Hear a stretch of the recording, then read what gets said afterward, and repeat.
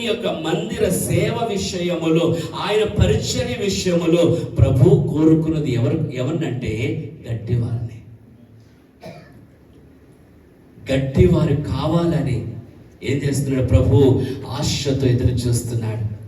గట్టివారంటే మనం ఏమనుకుంటామంటే చదువు ఉండాలేమో, ఎండి చేయాలేమో, లేదా డాక్టరేట్ ఉండాలేమో. కాదండి. గట్టివారు ఎవరంటే చూడండి, సమూయేలు మొదటి గ్రంథములో మనం గమనించినట్టయితే 2వ అధ్యాయం 21 మన మొదటి 2 వచనాల్లో కూడా అక్కడ మనం తెలుసు, సిలోహులో మరి దేవుని యొక్క సేవకు ఏమవుతుంది? ఆటంకము కలుగుతుంది. ఏలీ ఉన్నారు, పెద్ద దైవజనుడు ఉన్నాడు, అనుభవనీయులు ఉన్నారు, కానీ వారు కుమారుల వలన అక్కడ ఏం జరుగుతుంది? అపవిత్రత జరుగుతుంది. అయితే అది చూసిన దేవదేవుడు ఎవరిని పిలుచుకున్నాడట? సమూయేలును పిలుచుకున్నాడు. కనుక మనం ఇక్కడ అర్థం చేసుకోవాల్సిన విషయం ఏంటనగా, దేవుని చేతిలో దేవుని సేవ విషయమైన కార్యములు నువ్వు వాడబడాలంటే ఏమండి, డిగ్రీలు అవసరం లేదు, తాత ముత్తాతలు లేకపోతే వారి యొక్క మరి పిత్రార్జితము కూడా అవసరం లేదు. కానీ నువ్వు గట్టివాడిగా ఉన్నట్టయితే, నువ్వు గట్టిదారిగా ఉన్నట్టయితే దేవుని పరిచర్య కొరకు ఏం చేయగలరట?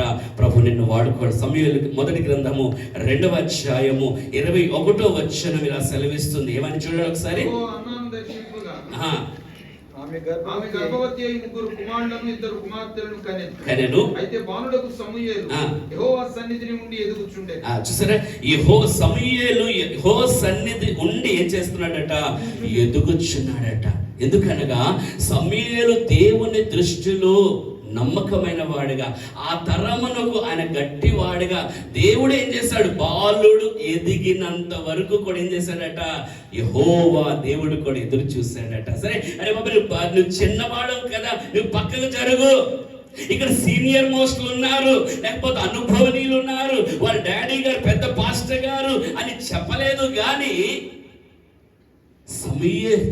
సమూయేలులో ఉన్న క్వాలిటీ యెహోవా దేవుడు చూసి అక్కడ దేవుని మందిర సేవ విషయంలో జరుగుచున్న కార్యాలపా ఇలా వదిలితే ఇంకా భయంకరమైన పరిస్థితుల్లోకి వెళ్ళిపోతుంది.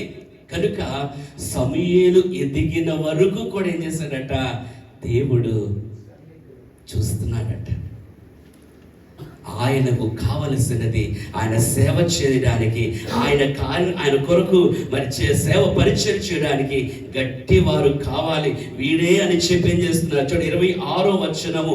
బాలుడకు సమూయేలు ఇంకను ఎదుగుచు యెహోవా దయందును మనుషుల దయందును వర్ధిల్లుచుండెను. 3వ అధ్యాయము 19వ వచనం కూడా, సమూయేలు పెద్దవాడు కాగా యెహోవా అతనికి తోడైయున్నందున అతని మాటలలో ఏదియు తప్పిపోలేదు. ఒకసారి చప్పట్లు కొడుతూ దేవుని మహిమ పరుద్దామా. జాన్ హైట్ గారు దైవ దర్శనముతో, ఏమండి, మనుషులైతే ఆయన ఎన్నుకోలేదు. ఆయన శారీరకంగా కొద్ది బలహీనుడు అయినప్పుడు కూడా దైవ దర్శనం మేరకు దేవుని యొక్క సేవ చేయాలని పంజాబ్ రాష్ట్రానికి వచ్చి, మళ్ళీ అప్పటికే అక్కడ సంఘాలు మూతపడిపోయాయి, విశ్వాసులు వెనక్కి వెళ్ళిపోయారు. అయినా కూడా జాన్ హైడ్ అనే దైవజనుడు వెనకాడలేదు, కానీ అక్కడే మోకరించి, ఏమండి, ఆ గదిలో ఎప్పుడు కూడా ఆయన తెలివిలో ఉన్న, లేకపోతే పడుకున్నప్పుడు కాకుండా తెలివిలో ఉన్న ఆ సమయం అంతా కూడా ఏం చేసేవాడు? ఎక్కువగా ప్రార్థనలో కన్నీటితో ఏం చేసేవాడట? దైవజనుడు కాలం గడిపేవాడు. ఆయన బెడ్రూమ్లో ఉన్నప్పుడు ఎవరైనా ఒకవేళ వచ్చి చూస్తే ఏం వినబడేదంటే, మనదైతే భార్య భర్తల గొడవలు వినపడుతూ ఉంటాయి. విశ్వాసం పారిపోతారండి కొన్నిసార్లు. పాస్టర్ గారు యుద్ధం జరిగిపోతుంది లోపల, ఏమండి, మనకైతే గురకలు వినబడతాయేమో.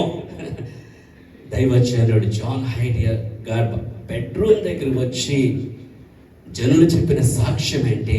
ఆయన మూలుగులు వినబడేవేట. ఆయన తలుపు తట్టినప్పుడు బయటికి వచ్చినప్పుడు అంటే కళ్ళంతా కూడా ఆ నీళ్లు కారి షర్టు కూడా తడిచిపోయేదట. అంతగా నశించిపోతున్న ఆత్మల పట్ల, ఆ రాష్ట్రంలో దేశం పట్ల ఆయన అన్నాడు, ప్రభువా ఈ ఆత్మను నాకు ఇవ్వు, లేదంటే నన్ను చంపే అనేవాడట. ఎంతమంది అలా ప్రార్థన మనం చేయగలుగుతున్నాం? అలాగ ప్రార్థన చేశారు కనుకనే జాన్ హైడ్ అనే పేరు కాస్త ప్రేయర్ హైడ్గా మారిపోయిందటండి. హల్లెలూయా, హల్లెలూయా. ఎలా మారిపోయిందటండి? ప్రేయింగ్ హైడ్ అని. జాన్ హైడ్ గారు ఎలా మారిపోయారంటే ప్రేయింగ్ హైడ్ అని.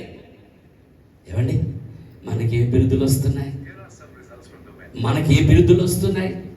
ఏ విధముగా మనల్ని సంభాషణ, లేకపోతే మన వెనకతలు మన గురించి మాట్లాడుతున్నారు?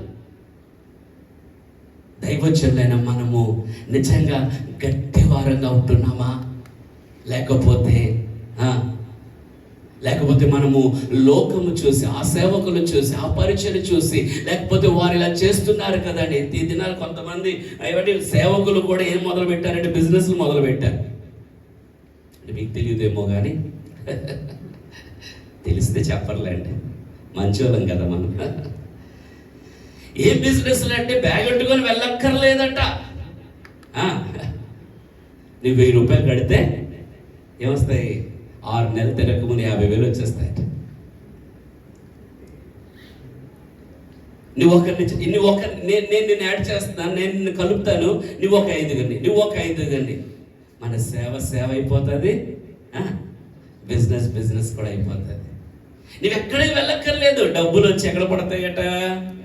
బ్యాంకులో పడిపోతాయట. ఇలాంటి జిబిక్కులు ఏమండి, నేను చాలాసార్లు మా విశ్వాసులు చెప్తాను, దేవుని హస్తములతో తయారు చేయబడిన ఆదాము అవ్వనే అపవాది మోసం చేస్తే నీవు నేను మన ఎంతటోళం అండి, ఎంతటోళం. బలవంతులు అనుకుంటాం, మేము గట్టోళమే, మేము అంత లూజ్ స్టాక్ కాదంటాం మనం. ఇప్పుడు కాదండి. ఒక దైవజనుడు తలపట్టుకొని ఏడుస్తున్నాడు. ఏంటంటే, అప్పులో మునిగిపోయానండి. ఎక్కడ మునిగిపోయాడట? విశ్వాసులందరినీ పరిశుద్ధాత్మతో ముంచుతాడు, ఈయన మాత్రం ఎక్కడ మునిగిపోయాడట? ఆదివారం అందరిని ఎక్కడ ముంచుతాడు? పరిశుద్ధాత్మతో. రమ్ము అని పగిలిపోవాలి, కర్రలు ఇరిగిపోవాలి. ఏమండి, ఈయన మాత్రం ఎక్కడ మునిగిపోయాడట? అప్పుల్లో. ఎక్కడండి వాగ్దానాలు? ప్రభు ఏం చెప్పాడండి? మన అనేకులకి ఇచ్చేవాడిగా చేస్తానన్నాడు. అంతవరకు మనం చాలాసార్లు ఏమవుతున్నాము? గట్టివారుగా ఉండలేకపోతున్నాం. ప్రభు ఇస్తే తింటాను, ప్రభు ఇస్తే వెళ్తాను, ప్రభు ఇస్తే చేస్తాను. లేదంటే ఒక అమ్మగారు వచ్చి చెప్తారు, పాస్టర్ గారు ప్రార్థన చేయండి, పాస్టర్ దేవుడు ఒక దర్శనం ఇచ్చాడండి, మా బ్రదర్ అంటే అది మీ బ్రదర్కి లేకపోతే మా హస్బెండ్ గట్రా పెద్ద మీటింగ్ పెట్టమని ప్రేరేపణ వస్తుందటండి. దేవుడు ఇచ్చిన దర్శనం అటండి. పలానా రాజమండ్రిలో ఒక సేవకుడు ఆయనే పిలవాలటండి. మరి వైజాగ్లో ఎవరు లేరు. మరి ఏమండి, కనుక అది లోన్ కోసం పెడుతున్నామండి, కొద్దిగా ప్రార్థన చేయండి. అంత బాగుంది స్టోరీ అక్కడ వరకు. ఏమండి, కథ అంతవరకు బాగానే ఉంది. దేని కొరకు ప్రార్థన చేయాలట? నువ్వు గట్టివారుగా ఉంటున్నావా దేవుని సేవలో, దేవుని పరిచయంలో గట్టివారుగా ఉంటున్నావా? లేకపోతే ఎవరు ఏది వింటున్నారా, ఏది చెప్తున్నారని విని వెళ్ళిపోతున్నావా? చూడవద్దామని వెళ్ళిన దీన ఏమైందట? చెరపబడ్డాదట. చూసి వద్దామన్న సంసోను బలమంతా కూడా ఏమైపోయిందట? అరే, ఎలుగుబంటిని చీల్చేశాడు, సింహాన్ని చీల్చేశాడు, కానీ ఒక స్త్రీ దగ్గర ఓడిపోయాడు. నేను చెప్తాను కదా, అపవాది ఏ రీతిలో ఏమండి ఎక్కడ దెబ్బ కొడతాడో మనకు తెలియదు. కనుక మనం ఎంతో జాగ్రత్త కలిగి, ఏలీ కుమారులు అక్కడే మంచి మందిరం అండి, పెద్ద మందిరము, లక్షల మంది ప్రజలు వస్తున్నారు. కానీ వారు చేయించున్న పని ఏంటండి? దేవుడు తిరస్కరించేటట్టు. ఇర్మియా గ్రంథము 32వ అధ్యాయము, ఇర్మియా గ్రంథము ఎక్కడైతే సేవ మరి అనుభవనీయులే పెద్దవారు. ఏమండి, ఇర్మియా గ్రంథం 32వ అధ్యాయం 32వ అధ్యాయము 33-34 వచనాలు చదువుదామా?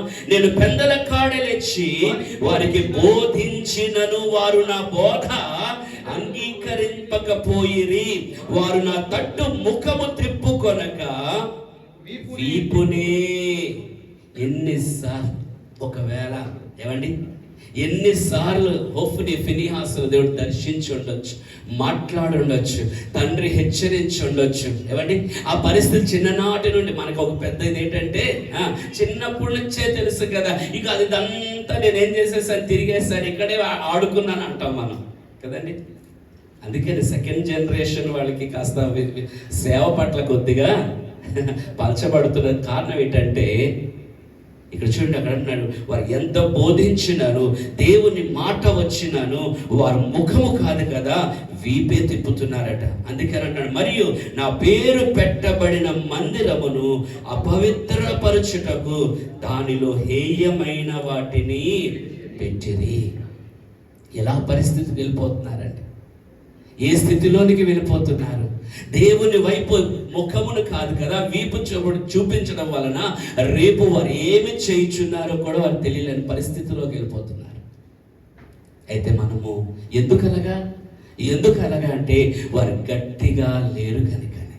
కానీ దేవదేవుడు చూశాడుగో, సమూయేలు గట్టివాడుగా ఉన్నాడు. సమూయేలును పెద్దవాడయ్యే వరకు కూడా యెహోవా దృష్టి తన మీద పెట్టి ఏం చేశాడట, ఆయన ఏం చేశాడు, నడిపించాడు. దేవుని దయందు, మనుషుల దయందు ఎదుగుచ్చు ఏం చేశాడట, ఇజ్రాయేలు వంటి అటువంటి సమూయేలు వంటి ప్రవక్త ఇంకెన్నడూ లేడని పరిశుద్ధాత్మ దేవుడి సాక్ష్యం చెప్తున్నారు. హల్లెలూయా.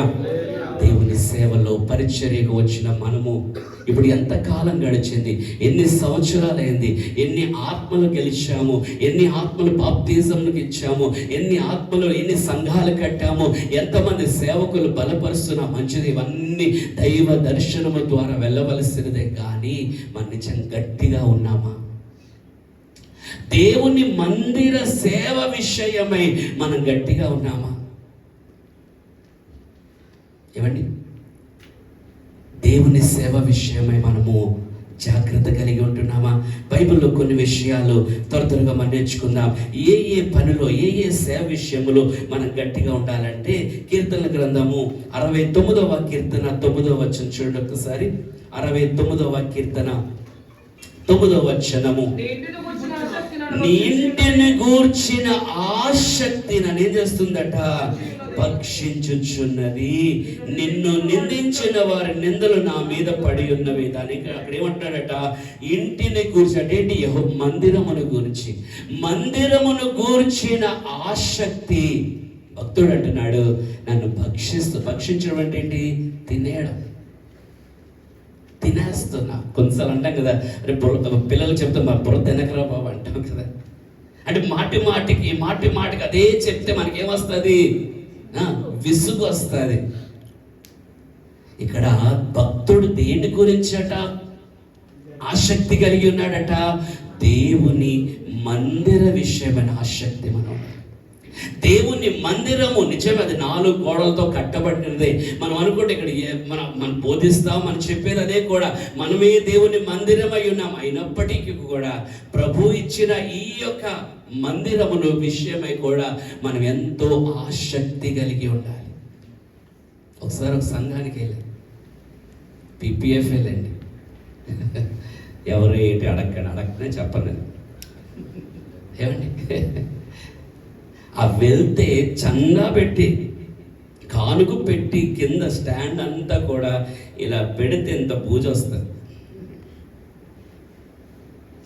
ఏమండి, ఎంతవరకు మన దేవుని మందిరము అనుకుంటాను. ఆ ఆదివారం అయిపోయిన తర్వాత మరలా ఆదివారం వరకు ఆ పైకి మెట్లు వైపు కూడా చూడరేమో. దేవుని మందిరము పట్ల ఆసక్తి మనకుందా? చూడండి, మందిర కట్టడ విషయములో మనం అందరం ప్రార్థన చేస్తాం. దయచేసి మరి నా కొరకు కూడా ప్రార్థన చేయండి. సాక్ష్యం సమయంలో చెప్పాలి, కానీ ఎలాగా మరి తర్వాత మైక్ నాకేస్తారు కనుక సాక్ష్యం చెప్తాను కనుక మీరు మా కొరకు ప్రార్థన చేస్తున్నారు. 10 గంటల మెయిన్ చర్చ్ బిల్డింగ్ కొరకు ఒక స్థలం దగ్గర అడ్వాన్స్ ఇచ్చాము, 8 లక్షలు. మొన్న కూడా ఒక 2-3 లక్షలు గ్యాదర్ అయింది. సో ఆయన రిజిస్టర్ అంటే అడ్వాన్స్ ఇచ్చిన తర్వాత కాగితాలు రాసి 3 నెలలు గడిచిపోయింది. మరి ఆయన దగ్గరికి వెళ్తే మరి ఆయన అప్పటికే ఫోన్ చేసి పిలిచి ఏంటి ఇంకా ప్రిపేర్ అవ్వలేదా ఏంటి అంటే ఆయన క్రైస్తవుడే. పాస్టర్ గారు ఏంటి సంగతి అంటే లేదండి కొద్దిగా టైం ఇవ్వండి అంటే ఈ 10వ తారీఖు లాస్ట్ పెట్టారు, ఈ 10వ తారీఖు కల్లా మీరు మొత్తం క్లియర్ చేసేయండి, లేదంటే మరి నేను మీకు మీ అడ్వాన్స్ తిరిగి ఇచ్చేస్తా, నాకు ఒక్క పైసొత్తు మీద అని ఆయన చెప్పడం జరిగింది. కనుక తప్పగా దయచేసి ప్రార్థన చేయండి, ఇంకా ధనం సమకూర్చబడాలి. మరి అలా చెప్పి మళ్ళీ అంటాడు లేదు పాస్టర్ గారు మీకే ఇస్తారు ఇంకెవ్వరికి ఏమన్నాడు అంటున్నాడు. కనుక లేదు తప్పగా ఆయన హృదయం దేవుడు మార్చలాగిన మరి ప్రార్థన చేద్దాము. వాళ్ళ భార్య గారు బయటకు వచ్చి మెట్లు దిగుతున్నారు, పాస్టర్ గారు ఆ స్థలం ఎవరికి వెళ్ళివ్వకండి మీరే తీసుకోండి అని. అమ్మ మీరు ఇచ్చేస్తే ఎంతసేపు మేము తీసేసుకోవడానికి రెడీగా కనుక ప్రార్థనలో పెట్టండి. 8 ఇప్పుడు మొన్న కొద్దిగా మళ్ళా గ్యాదర్ అయ్యి ఒక ఫ్యామిలీ కొత్తగా వస్తున్నారు, కొత్తగా అంటే ఇప్పుడు 2 సంవత్సరాలు అవుతుంది.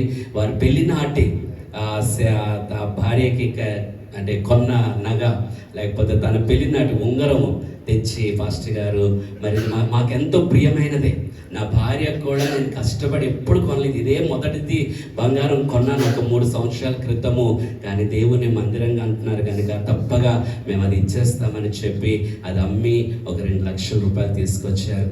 కనుక అలాగే చాలామంది వెండి, కొంతమంది బంగారం, కొంతమంది ఊర్లో ఉన్న వారి చిన్న పొలమో స్థలమో అమ్మేసి తీసుకొచ్చి ఇచ్చారు. కనుక ఇంకా కొద్ది ధనము సమకూర్చబడాలి. ఇచ్చిన వారు ఇస్తున్నారు, ఇవ్వలేని వారు అలాగని మా పాస్టర్ గారు చెప్పండి వాళ్ళు ప్రోత్సహించాలి కదండి. అనౌన్స్ చేస్తామే తప్ప మనం ఏం చేస్తాము. వీడి జార్జ్ గారు అనేవారు, పాస్టర్ గారి పని ఏంటంటే ఎదుటివాడి జేబులో డబ్బులు అంటే మన జేబులో వచ్చే పని అంటే మన పాస్టర్ గారి పని అంటే ఒకసారి చెప్పారు పేపీఎఫ్లో, మీరు మర్చిపోయారేమో. పాస్టర్ గారి పని ఎంత కష్టం అంటే ఎదటివాడి జేబులో డబ్బులంట మన జేబులో వచ్చేంత మరి ఏమంటారు సవాలుతో కూడిన పని అంట. సరే ఏదైనప్పుడు కూడా మరి చాలామంది ఇచ్చేవారు ఇస్తున్నారు, మరి ఇవ్వలేని వారు ఏమంటారంటే పాస్టర్ గారు దేవుని మందిరం అంటే దేవుడు తప్పగా సహాయం చేస్తాడని అంటున్నారు. కనుక తప్పగా అలాగేనే నేను ఒకటే చెప్పాను, ఎస్తేరు గ్రంథంలో ఒక మాట ఉంటుంది కదా, ఏమైనా ఎస్తేరు అంటారు, మొర్దెకాయ్ అంటాడు కదా ఎస్తేరుకి, ఈ సమయం మందు నువ్వు మౌనముగా ఉంటే యోధులకు రక్షణ ఇంకొక దిక్కు నుండి వస్తుంది, అయితే నువ్వు మాత్రం ఏమవుతావు నశించిపోతావు. అలాగన్న బాధ మళ్ళీ పాస్టర్ గారు శపించేస్తున్నారు అంటారు. ఏమండి ఒకప్పుడండి అమ్మో నాకు తెలుసు అంటే మా జనరేషన్ ఎవ్వరు కూడా లేదు, క్రైస్తవులు లేరు, కానీ నాకు తెలిసిన మా పాస్టర్ గారు అంటే అసలు ఎదుటి నిల్చునే వాళ్ళమే కాదు. ఇందాక చెప్పాడు కేసీ మాథ్యూస్ గారు పెద్ద అబ్బాయి జేమ్సన్ మాథ్యూస్ గారి దగ్గర మాట్లాడడం అంటే వణుకు, ఇప్పుడా మనల్ని వణుకు పెట్టేస్తున్నారు. ఏమండి ఇప్పుడు మనల్ని ఏం చేస్తున్నారు, భయపెట్టించే రకాలు వచ్చేసారు. కనుక అప్పుడు వచ్చేసరి పేతురు గారు ప్రసంగం చేసిన తర్వాత విశ్వాసులు ముందుకు వచ్చి ఇప్పుడు ఏం చెయ్యాలంటున్నారు, మారు మనసు కలిపి మేము మారు మనసు పొందుకుంటాం, పశ్చాత్తాపడతాం, ఇగో బాప్తిజం కావాలని. ఇప్పుడు పాస్టర్లో వెళ్ళి వెతుక్కుంటున్నాడు, బాప్తిజం తీసుకో. నేను చెప్పేది మనగా మనం దేవునిలో పరిశుద్ధాత్మలో గట్టిగా ఉన్నట్టయితే నిశ్చయం, నాకు ఒకటే నమ్మకం అండి, ఒకటే విశ్వాసం. మొన్న కూడా ఆ యొక్క స్థలం విషయంలో ఫోన్ చేసి వెళ్ళినప్పుడు ఒకటే నా ప్రభువా నీ చిత్తం అక్కడ మందిరం కట్టడం నీ చిత్తం అయితే. ఇంకొక విషయం చెప్పమంటారా, ఇప్పుడు మేముంటున్నాం, మీరు అందరికీ మా ఇల్లు తెలుసు, ఆ హాఫ్ పోర్షన్ వాడు ఇప్పుడు మళ్ళీ ఆడికే వచ్చిందో మరి నేను అమ్మేస్తానని ఇప్పుడు మొన్నటి 30-40 చెప్పాడు, 20 లక్షలకు వచ్చాడు. ఇప్పుడు మాకు పెద్ద సవాల్, అది తీసుకోవాలా ఇది తీసుకోవాలా. ఒకటి చూస్తే అది రోడ్డు పాయింట్, ఇది చూస్తే కొద్ది లోపల. అయినప్పటికీ కూడా మరి దయచేసి మీ అనుదిన ప్రార్థన మీరు ప్రార్థన చేస్తున్నారు అనుకుంటున్నాను, అందుకే అక్కడ కదిలిపోతున్నాయి అన్నీ కూడా. ఏమండి ఇంకా ప్రార్థన చేయండి తప్పగా. ఇంకా 10వ తారీఖు రిజిస్ట్రేషన్ అయిపోవాలి, దాని ద్వారా ప్రభు చిత్తమైతే తప్పగా మంచి వార్త మరి మీకు కూడా త్వరగా తెలియజేసినట్టయితే మీరు కూడా సాక్ష్యం మరి మా కొరకు ప్రార్థన చేయడానికి ప్రభు ఎదుట సాక్షులుగా ఉంటారు. కనుక కట్టే విషయంలో చూడండి, బైబిల్ గ్రంథం మొత్తములో కట్టడం విషయంలో ఒక గ్రంథమే ఉంది, ఇది నెహెమ్యా గ్రంథం. నెహెమ్యా గ్రంథం అంతా కూడా ఏంటి, కట్టే విషయంలోనే. ఆ కట్టడ విషయంలో కూడా వారు వెళ్ళినప్పుడు ఏమండి శత్రువులు ఏం చేసేవారట, వీళ్ళు పగలంతా కడితే రాత్రి వచ్చి తోసి వెళ్ళిపోయేవారట, విరగొట్టి వెళ్ళిపోయేవారు. పోనీ ఎంత కడుతున్నా ఏమన్నారట, అరే అదేం గోడరా బాబు అని ఎగతాళి చేసేవారట. కానీ నెహెమ్యా మాత్రము పట్టు విడవలేదు. ఆసక్తి, దేని మీద ఆసక్తి? నా దేవుని మందిరము పాడై ఉన్నది, నా దేవుని మందిరములో ఆరాధన జరగట్లేదు, నా దేవుని మందిరం ఇలాగా కాదు, దేవుని మహిమతో నింపబడిన సంఘము మందిరము గనుక, అక్కడ షెకేనా మేఘం ఉండవలసిన స్థలము గనుక ఏమండి అలాగా ఉండకూడదని. చూడండి నెహెమ్యా గ్రంథం 4వ అధ్యాయము 21వ వచనం మీరు గమనించినట్టయితే, నెహెమ్యా గ్రంథము 4వ అధ్యాయము 21వ వచనము. ఆ ప్రకారం ఏమంటున్నాడండి, ఆ ప్రకారం మేము పని యందు ప్రయాసపడితిమి. సగము మంది ఉదయం మొదలుకొని నక్షత్రమును అవంతా కూడా మనకు తెలుసు. అక్కడ ఏంటుందండి, ఆ దేవుని పని యందు, దేవుని మందిర సేవ విషయమైన ఆసక్తి వీళ్ళు ఏమవుతుందట, రేకెత్తిస్తుందట. పగలని కాదు, సాయంకాలం అని కాదు. ఇంకొక దగ్గర మనకు తెలుసు కదా, వారు బట్టలు తీసి ఉతుక్కోవడానికి కూడా ఒప్పుకునేవారు కాదట. మనమైతే బ్రాండ్ షర్ట్ లేకపోతే పాస్టర్ గారు భోజనానికి రారటండి, ఫెలోషిప్ కూడా రారట. బ్రాండెడ్ షర్ట్ ఉండాలి. ఏమండి తప్పు కాదండి, తప్పు కాదు. కానీ దాని మీదే గురి పెట్టుకోవడం మాత్రం తప్పు. నేను చెప్పాను, జాన్ హైట్ గారు ఆ దేశాన్ని, ఆ రాష్ట్రానికి వెళ్ళి కన్నీటితో, ప్రార్థనతో, నేను చెప్తాను కదా, ఆయన ప్రసంగాలు బట్టి కాదు కానీ ఆ ప్రార్థన కన్నీరు విజ్ఞాపన బట్టట వేల మంది ఏమండి ఆయన స్టేజ్ మీద నిల్చొని ప్రసంగం చేస్తే 15 నిమిషాలే. కళ్ళు మూసుకొని ప్రార్థన చేద్దాం అన్నప్పుడట వచ్చిన వారందరూ దొర్లేవారట, వారు ఒప్పుకునేవారట, మేము పాపులమని. దయ్యాలు పారిపోయేవట. ఎక్కడండి అది? ఎందుకు? ఆయన మాట్లాడటములో ఒకవేళ బలహీనుడే, ఏమండి డిగ్రీలు ఏం లేకపోవచ్చు, కానీ ప్రార్థన విషయములో, దేవుని సేవ విషయములో ఆయనకున్న ఆసక్తి మాత్రము గట్టిదై ఉన్నది. హల్లెలూయా, హల్లెలూయా, హల్లెలూయా. ప్రియ దేవుని సంగమ, చాలా సార్లు మనం ఏమవుతామంటే, ఒక ఆయన అంటాడు, అది సేవ అప్పుడు జరిగేదండి, ఇప్పుడు ఎక్కడ అంటే గట్టిగా మా ఆవిడకి కూడా చెప్పలేకపోతాం అంటున్నారు. ఉన్నారండి, ఎవరైనా అడగండి, చెప్పలేదు. పాస్టర్ గారు సాక్షి వాక్యం చెప్తాట, పాస్టమ్ గారు కిందకి రా చెప్తాను ఇక. అదేంటి దానికి అర్థము? ఇక్కడ గట్టిదనం లేదు, అందుకేనే అంతే కదా.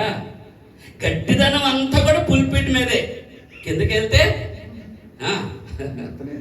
మెత్తనే. అలాగంటే అలా కాదండి, అవ్వట్లేదండి. నేను చెప్పాను కదా, మా పితృల దగ్గర నుంచి ఏం నేర్చుకోలేదు, కానీ ఒకటి మమ్మల్ని భక్తిలోని, విశ్వాసములో, రక్షణలో నడిపించిన డాడీ గారు, జేమ్సన్ మాథ్యూస్ గారు, శామ్ మాథ్యూస్ గారు లేదా పాస్టర్ గారు, ఓకే, వీరు బట్టి ఇలాగ కొంతమంది దైవజనులు బట్టి ఏమండి వారి దగ్గర నేర్చుకున్నదే ఏమండి సమర్పణ. ఇప్పటికి కూడా నేను ప్రభు వాళ్ళని ముక్కుపడకుండా ఇవ్వను. ముందు రోజు సిద్ధపాటు ప్రార్థనకు రాకపోతే నెక్స్ట్ రోజు ప్రభు బలి ఇవ్వను. చాలా మట్టుగా ఆభరణాల విషయమై వాక్యము ద్వారా వారు బోధించి సమర్పించుకో విషయమని చెప్తాను. కొంతమంది మరి ఉంటారు కదా,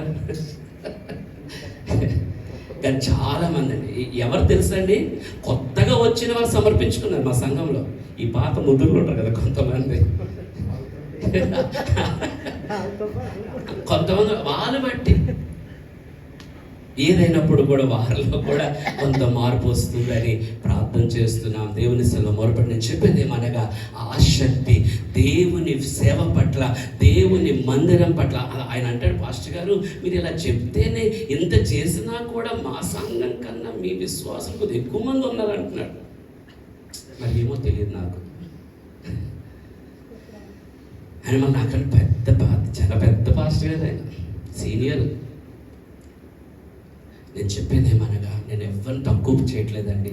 ముఖ్యంగా దైవజనులు అస్సలే తక్కువ చేసేవాడు, అంతటి వాడు నేను కాదు చెప్పాలంటే. అయినప్పటికి కూడా మనకి నేర్పించి దేవుని వాక్యం మనకు చూపించుచున్న మాటల విషయంలో మనం గట్టిగా లేకపోతే, ఏమండి, ఒకవేళ ఫేస్బుక్లో లేకపోతే మరి చాటింగ్లో ఏదైతే ఇన్స్టాగ్రామా, ఆ ఇన్స్టాగ్రామ్ బట్టే ప్రియుడు మోజులో పడి అమ్మను చంపేసిందట.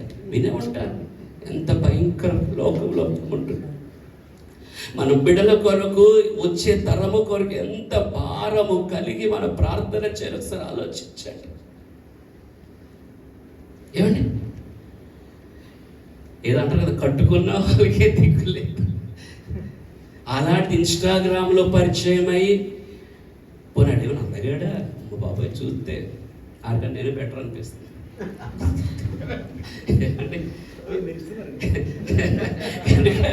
కనుక వారిని బట్టి అవుతున్నారు. అది ఆ న్యూస్ వింటుంటే చాలా బాధ అనిపిస్తాడు. కొర ప్రాణాలతో ఉన్నప్పుడు కూడా కన్నా ఆ కుమార్తె చెబుతున్న మాట ఏంటంటే, ఇంకా చావలేదు, వచ్చి కొట్టి చంపే. ఎంత భయంకరమైన విషయము, ఎంత భయంకరమైన పాపము, ఎంత భయంకరముగా ఏమండి మన సమాజం ఎటువైపు వెళ్తుందో. ఈ పగలకాల సమయంలో సేవకులుగా మన ప్రార్థన విషయంలో, మోకాలేంటి విషయంలో, ఉపవాస విషయంలో ఏమండి మనము గట్టిగా లేకపోతే, నేనంటాను సంఘము గట్టిగా ఉంటేనండి సమాజము మెరుస్తుందంట. హల్లెలూయా. ఈ సమాజం ఇటు దుర్మార్గతకు లేకపోతే పాపానికి పోవడానికి గల కారణం ఏంటి తెలుసండి? ప్రభు రాకడ ఆలస్యం అవడానికి కారణం కూడా ఎవరు తెలుసా? ఎవరు లేదు, మనమే. ముందు మారు మనసు ఎవరికి రావాలట? నాకు. ప్రియ దేవుని చెత్త పని వారులారా, ఇక్కడ నెహెమ్యాకు నా ఆసక్తి చూడండి. ఆయన అంటున్న మాట ఏంటంటే, ఆ ప్రకారము మేము పనియందు, ఏ పనియందు? మందిరపు గోడ కట్టే విషయములో, మందిరపు పనియందు ప్రయాసపడితిమి. హల్లెలూయా. ఒక ఆయన అంటాడు, ఇప్పుడు అంత భారం ఎవరికి లేదు పాస్టర్ గారు. అవును, మరి ఎందుకు లేదు? ఎందుకంటే రాజారావు గారి సంఘానికి 100 మంది వెళ్తున్నారు కదా, మెల్లిగా పరిచయం చేసుకుని మెల్లిగా లాక్కోవడమే. భారం లేదు. తెల్లవారు లెగిసి పత్రికలు పట్టుకొని బయటికి వెళ్దాం, లేకపోతే సువార్త చేద్దాం, వద్దాము. ఇప్పుడు టైం అంతా ఎంత చెప్పాను కదా, ఆ ఇన్స్టాగ్రాములు, ఫేస్బుక్లు. నా సెల్లో ఫేస్బుక్ అకౌంట్ లేదండి, డిలీట్ చేస్తాను ఇప్పుడు. దాన్ని బట్టి టైం వేస్ట్ అవుతుంది, లేనిపోయిన చికాకులన్నీ కూడా. అవసరం లేదు అనుకో, ఇప్పటివరకు అయితే అవసరం కూడా రాలేదు, డిలీట్ అయ్యాక కూడా. నేను చెప్పేదేమనగా, మన గట్టివారుగా ఉంటున్నామా? దేవుని పని అందు, దేవుని మందిర విషయంలో చెప్పినట్టుగా మనం ఈజీగా టైప్ చేసేవచ్చు. నా సంఘములో 100 మంది ఉన్నారు, నా సంఘములో 50 మంది ఉన్నారు, లేదా నా సంఘంలో 500 మంది ఉన్నారు. నేను ఒక 10 మంది సేవకులు ఏం చేస్తున్నాను? హెల్ప్ చేస్తున్నాను. ఏటా హెల్ప్? నిజంగా ఆయన వస్తే సంఘం చూపించిన గట్టి పాస్టర్ గారు. నీ సంఘం ఏదంటే, ఒకవేళ జాయ్ స్టీఫెన్ గారు చూపించేస్తానేమో నేను, ఇక ఇదే సంఘం. అలాంటి సేవకులు కూడా లేకపోలేరండి. ఎందుకు ఆ పరిస్థితి? ఎందుకంటే వారు మోకరించడానికి, దేవుని పని అందు ఆసక్తి తగ్గే. నీకు దేవుని పని ఒకడు అంటాడు, అది కష్టం అని చెప్పి, కష్టం అండి, చాలా భారం అండి, ఇప్పుడు అలా చేయలేము అంటున్నావా? ఒకవేళ మీరు మంచివారు, ఒకవేళ ఎవరైనా అలా అంటున్నట్టయితే దేవుని వాక్యం ఏంటి హెచ్చరిస్తుంది తెలుసండి? ఇర్మియా గ్రంథం చూద్దాం ఒకసారి. 24వ అధ్యాయము 33-34 వచనాలు చదవండి ఒకసారి.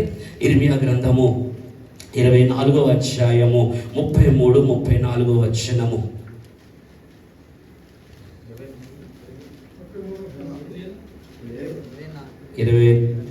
ఒక్క నిమిషం. ఇర్మియా గ్రంథమా? అదే, మీరు యెహోవా పని భారం అనుకున్న ఎడల, ఓకే సారీ, 23వ అధ్యాయము 33-34 వచనాలు. మరియు ఈ జనుల్లో ఒకడు ప్రవక్తయే గాని యాజకుడే గాని, చెప్పండి ఎవరట వాళ్ళు?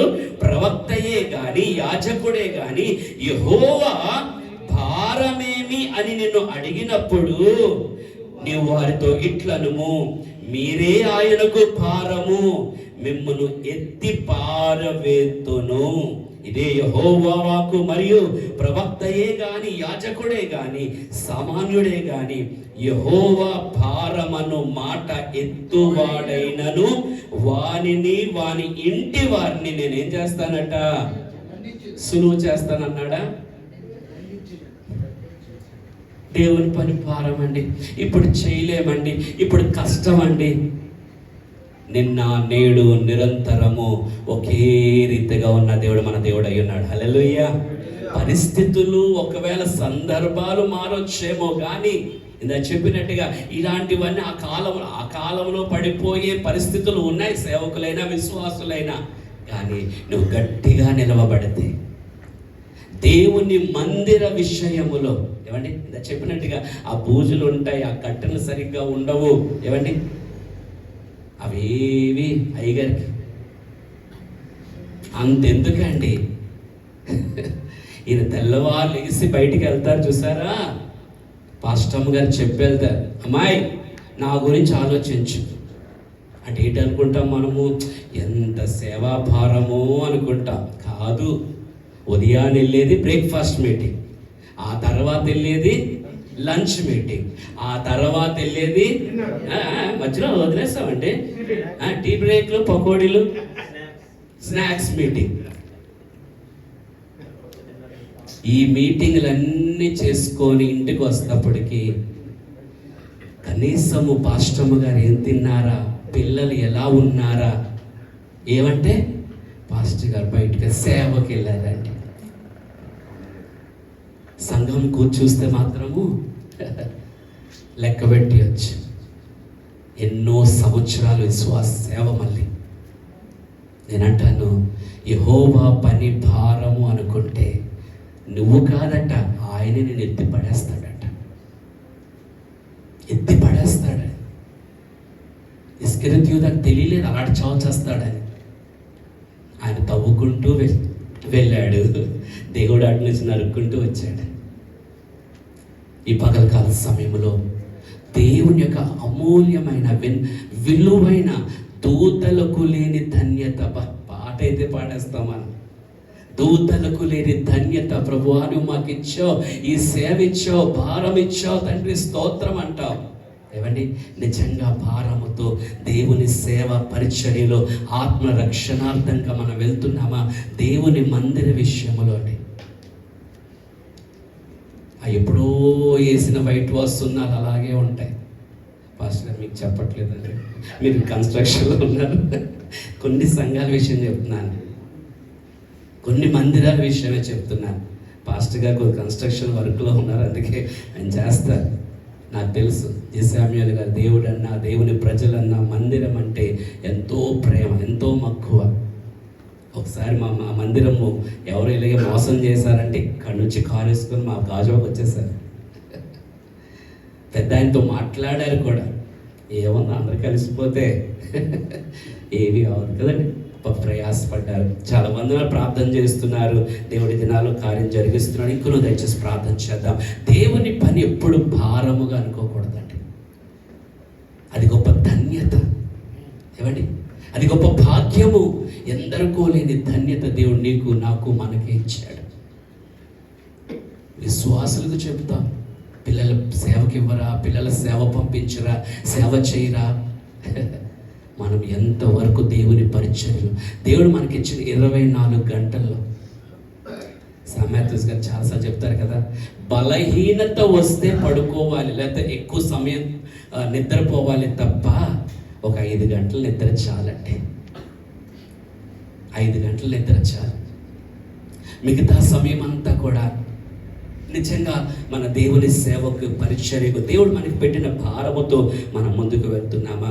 కనుక మొట్టమొదటిది ఆసక్తి, దేవుని మందిరం పట్ల ఆసక్తి ఉండాలి. రెండవ చూడండి, రాజుల మొదటి గ్రంథం 19వ అధ్యాయం 10వ వచనం.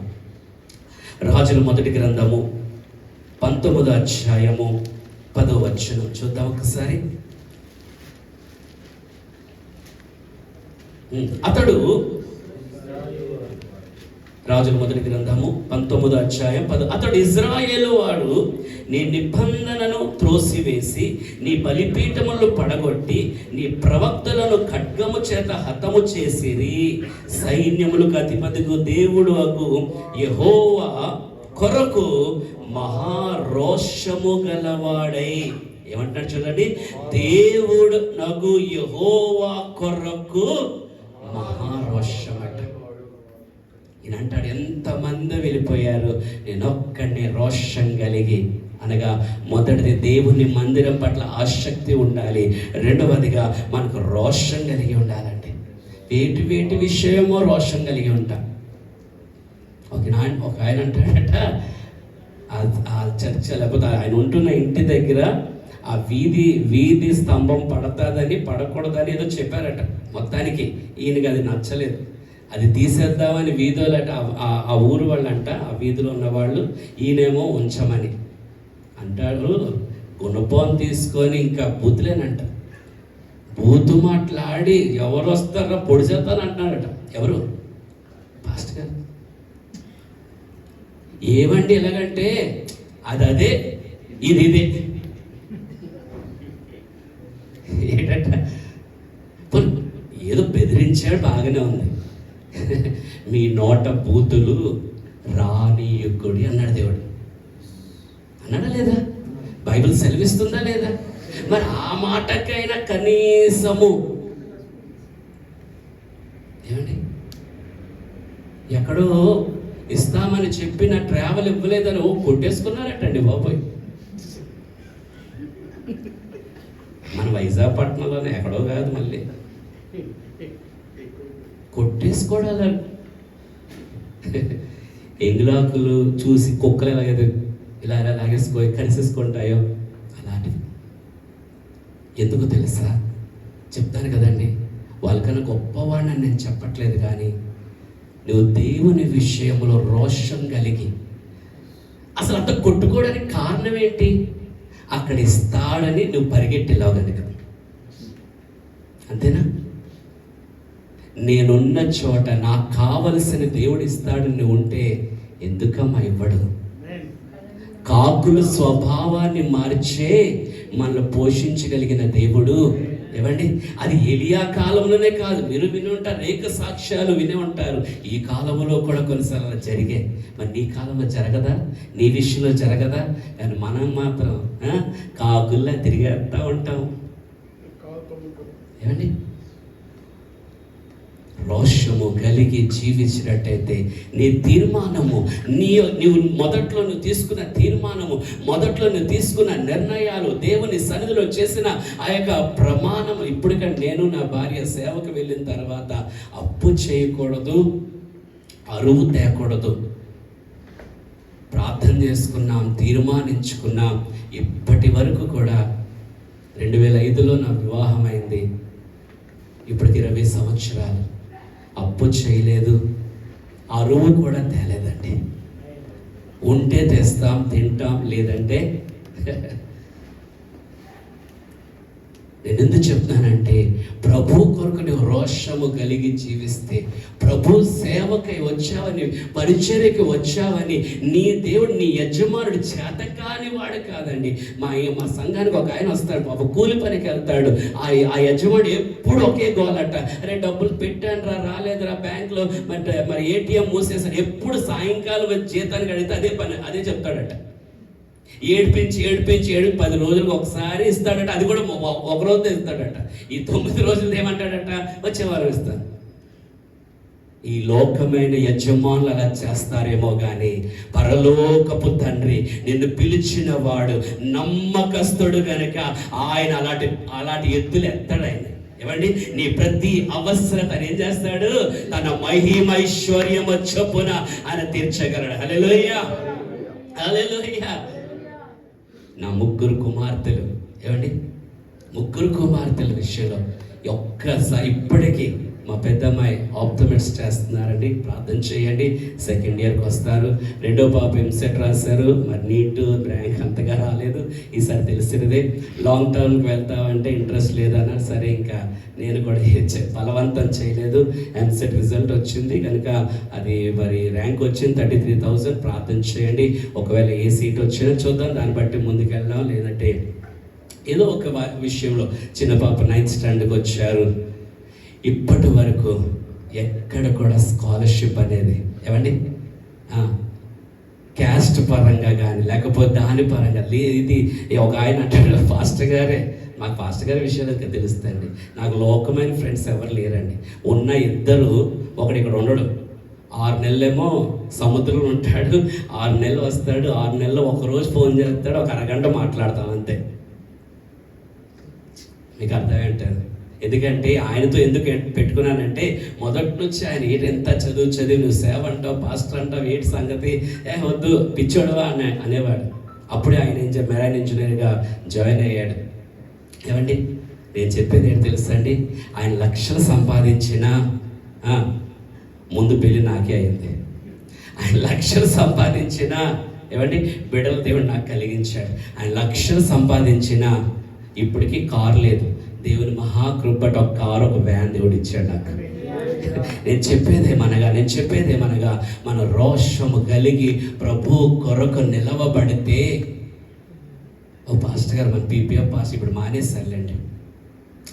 పాస్టర్ గారు, మీరు నిజంగా మీకు ఇచ్చారా కారు? మెల్లిగా వచ్చి అడుగుతారు. అంటే మెల్లిగా అడిగితే మెల్లిగా చెప్పేద్దామని నేను గట్టిగానే చెప్పాను. రే బాబా, నేను ఒక్క పైసా దాని మీద పెట్టలేదురా, నాకెక్కడ వస్తుంది కారు కొనడానికి? ముందు నానో కార్ అయినా ఇప్పుడు ఈకో కార్ అయినా ఏదైనా కూడా దేవుడు ఇచ్చినది. విశ్వాసులు బలపరుస్తూ ప్రభు ఇచ్చినదే తప్ప నేనేది కూడా లేదు. మీకు తెలుసు, మీకు డ్రైవింగ్ వచ్చు, మీ డ్రైవింగ్ 3 రోజుల్లోనండి దేవుడు సహాయం బట్టి చేయగలిగాను. ఇప్పుడు కొద్దిగా బెటర్, పర్లేదు. మరీ ఐజక్ బాబు గల స్పీడ్గా తోలలేదు, కానీ పర్వాలేదు, వెళ్ళిపోతాను. ఎక్కడ వెళ్తే అక్కడికి వెళ్ళి రాగలను, చాలు కదండి. ఇంకేంటి కావాలి? ఒక పాస్టర్ అంటారు, పెద్ద ఆయనే, అదేంటి 4-వీలర్గా ఎలాగెళ్ళాలంటే ఫ్లైట్ వెళ్ళినప్పుడు ఏదో సౌండ్ వస్తుందంట. మనకు ఫ్లైట్లో సంగతి తెలియదులేండి, ఇప్పుడు వరకు అక్కడి వరకు వెళ్ళలేదు. ఆ సౌండ్ రావాలట ఈ డ్రైవ్ చేస్తున్నప్పుడు అట. ఆయన నేను విన్నానండి, ఎవరు అడగండి, అడిగినా చెప్పండి. ఏమండి, ఆయన అంటాడు ఆ సౌండ్ అంత స్పీడ్గా ఆయన వెళ్తారటండి. అంత స్పీడ్ అవసరం లేదు, కానీ నా గమ్యానికి వెళ్ళి వస్తే చాలు, నా పని జరిగితే చాలు. ప్రియ దేవుని సంఘమా, ప్రియ దేవుని జత పని వాళ్ళ, నేను చెప్పేదేమనగా ప్రభు కొరకు రోషము కలిగి, బైబిల్ గ్రంథంలో అనేక యెహోషాపాత్ కానీ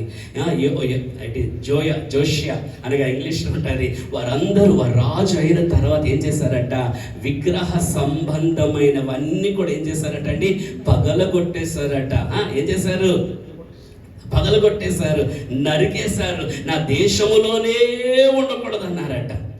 ఎంత రోషం చూడండి, ఎంత రోషం చూడండి. జీవము గల దేవుని ఆరాధించుచున్న మనము, ఏమండి, మన పిల్లలకి చెప్పొచ్చేమో సేవకులే కనుక పర్వాలేదు, ఏమండి, నాకు 3 కుమార్తెలు దేవుని మహాకృపను బట్టి చక్కగా అందరూ ఎదిగేశారు. ఒక్కరిని మూల కూర్చోబెట్టడం, ఏమండి, కృతజ్ఞత కూడిక అంటున్నారు. ఏటో మరి అర్థం కావట్లేదు. ఏమండి,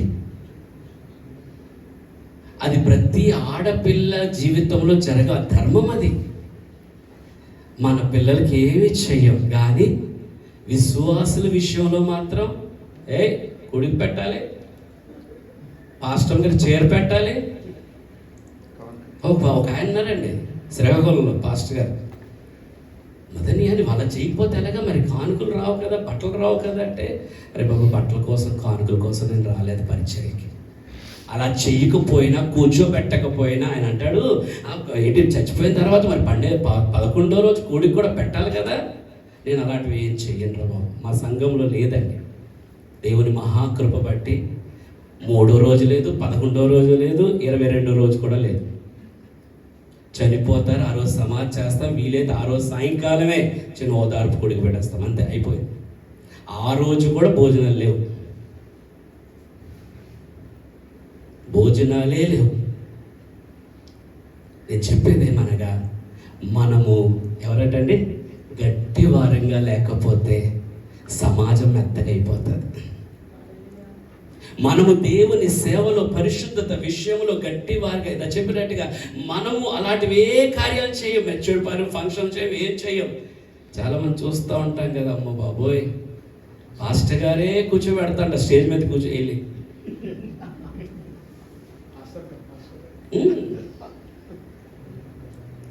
ఎంతవరకు అండి, ఎంతవరకు నిజంగా ఏమండి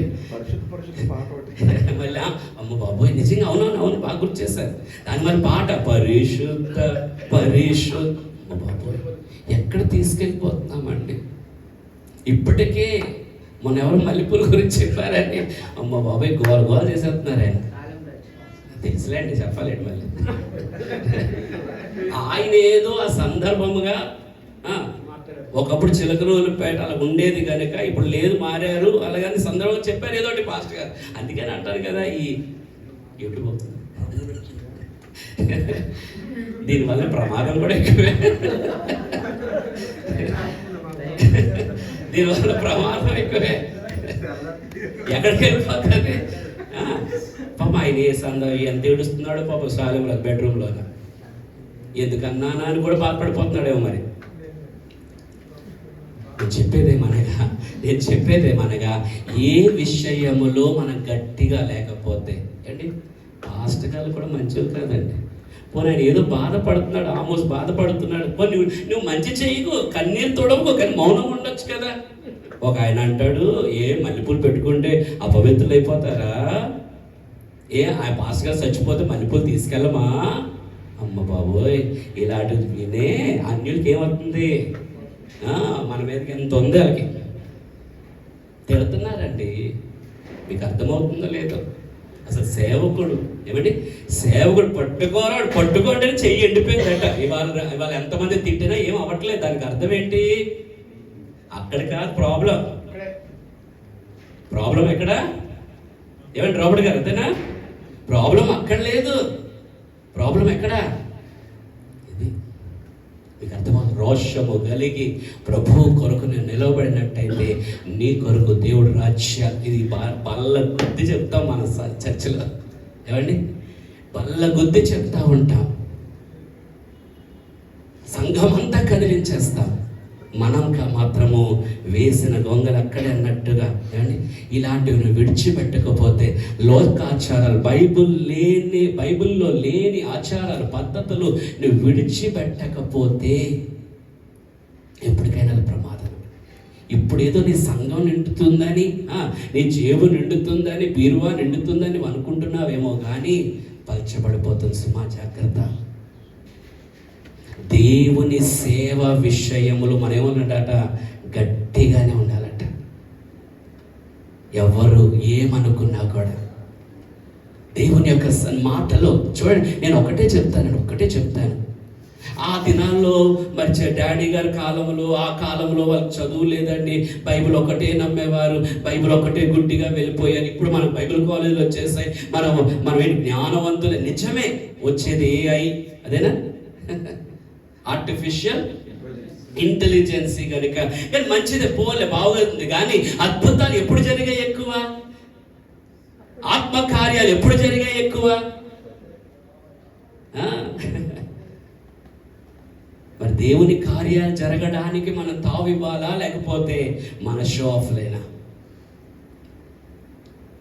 ఈ యొక్క పగలకాల సమయంలో విడిచిపెట్టకపోతే ఏమండి, యూదా తన సహోదరులందరినీ విడిచిపెట్టి ఏం చేశాడటండి? చదువుదాం ఒక్కసారి చూడండి. ఆదికాండం 38వ అధ్యాయం 1వ వచనం. ముగించేస్తారు, సమయం అవుతుంది. ఇంకో 2 విషయాలు ఉన్నాయి కానీ ఓకే త్వరగా. ఆదికాండం 38వ అధ్యాయం 1వ వచనం.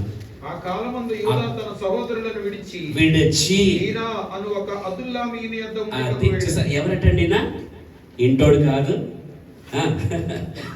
బంధువు కాదు, కానీ ఈయనతో ఉన్న సహోదరులు ఎటువంటి వారు మనకు తెలుసు. రూబేను, ఆ తర్వాత వారి విషయం మనం ఆలోచించినట్టయితే నరహంతకులు అందరూ వీరిని విడిచిపెట్టి హీరాతో ఉన్నాడు కనుకనే యూదా హీరో అయ్యాడు. ఒకసారి చెప్పలు కొడుతుందేమో అయిపోతామా? కొన్నిటిని విడిచిపెడితేనే దేవుడిని రైస్ చేస్తాడు. కొన్నిటిని వదిలితే కానీ నీ సంఘాన్ని దేవుడు దీవించలేడు, ప్రక్షాళన చేయలేడు. ఈ పగలకాల సమయములో విడిచిపెట్టవలసిన దేవుని విషయములో నిన్ను అపవిత్రపరిచే, నీ తలంపులు అపవిత్రపరిచేవన్నీ కూడా ఏం చేయాలి? నువ్వు విడిచిపెట్టాలి. రోషము కలిగి దేవుని పని చేస్తే తప్పగా, నేను చెప్పానండి, మనం ఏం నేర్చుకున్నాం? దేవుని పని విషయం, దేవుని మందిర సేవ విషయమైన మొదటిది ఆసక్తి ఉండాలి. దేవుని మందిర సేవ విషయమైన రోషం మనకు ఉండాలి. మూడవది పట్టుదల. నంబర్స్ సంఖ్యాకాండం 25వ అధ్యాయము 7-8 వచనాలు మనం చదివినట్టయితే చూడండి. సంఖ్యాకాండము 25వ అధ్యాయము 7వ వచనం 8వ వచనం. యాజకుడైన అహరోను మనుమడును ఎలియాజరు కుమారుడైన ఫినెహాసు అది చూచి సమాజము నుండి ఏది చూశాడట? అక్కడ జరుగుతున్న పరిస్థితి, వ్యభిచార పరిస్థితిని చూసి సమాజము నుండి లేచి ఈటెను చేత పట్టుకొని, హలో వింటున్నారా?